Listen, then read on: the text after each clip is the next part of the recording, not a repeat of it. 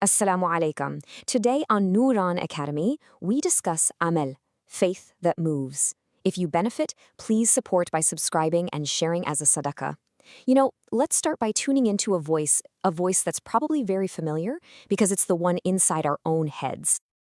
We've all heard it, right? That quiet inner confirmation that says, I am a believer. My heart is in the right place. And that's wonderful. It's an absolutely essential foundation. But is the foundation the entire building? And then that same voice keeps going, trying to reassure us. It says, I really want to do good. I'm planning to be better, to pray more, to read more Quran. These intentions, they're like the seeds of our faith. But you know what they say about seeds?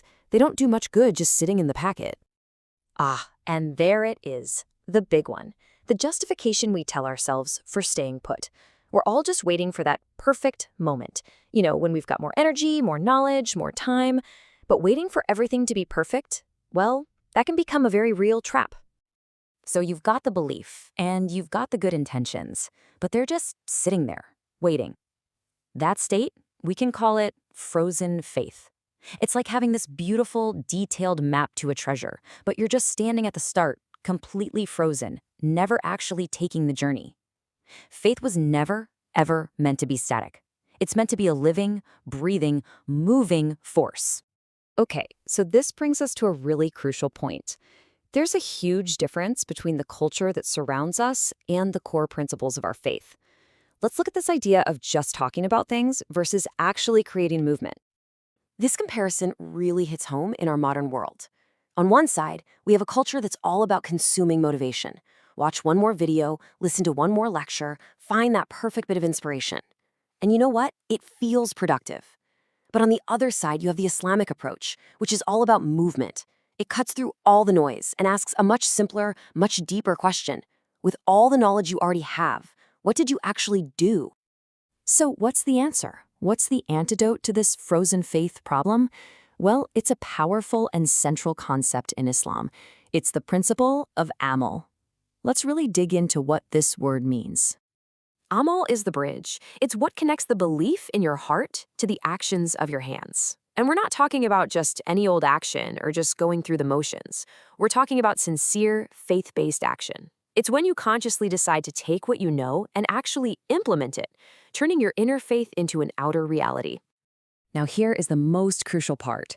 Amal is not about some huge, heroic, life-changing gesture. Not at all.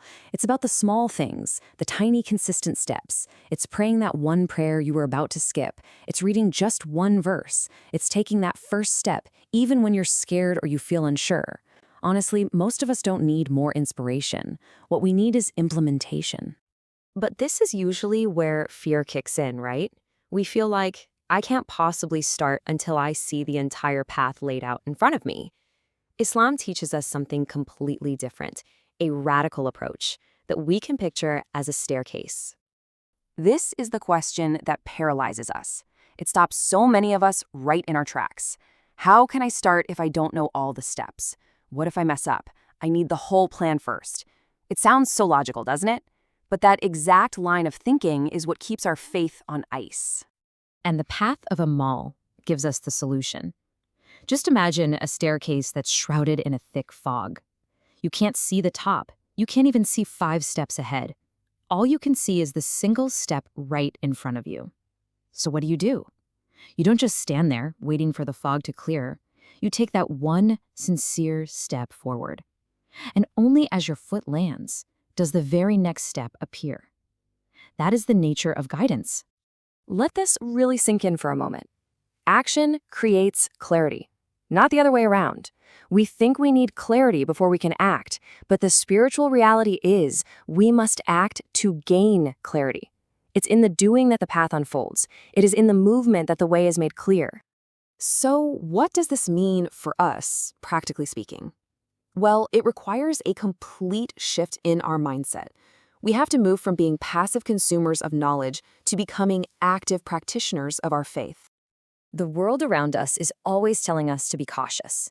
Get the degree first, read all the books, be 100% prepared before you start. But Islam's guidance is built on profound trust.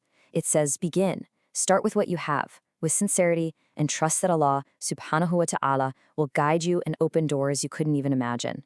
Guidance follows action. And this brings us to the single most practical takeaway from our entire discussion. You have to reframe the question you ask yourself. Starting today, stop asking, "What should I do someday?" or "What's my 10-year plan?" Instead, ask with total, precise focus, "What is the next right step I can take today?" And then, go take it. As we come to a close, let's just reflect on the true meaning of these small steps, the ultimate significance, the real weight of our amal.